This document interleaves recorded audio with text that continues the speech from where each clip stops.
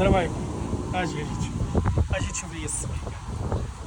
والله تبقى ناضيه بالبلايك ديالها دوريجين بالطاجيرات ديالها الاصليين. هي غنشوفوا الثمن ديالها. غنسول ولا تيسول عفاك الشاف شحال الثمن ديالها هذه الله يخليك. الثمن ديالها 2000 2300 درهم.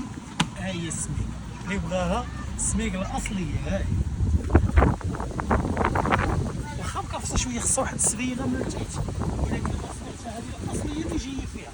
انا راه ملي بانت لي السميكه راه شحال دايره. السلام عليكم.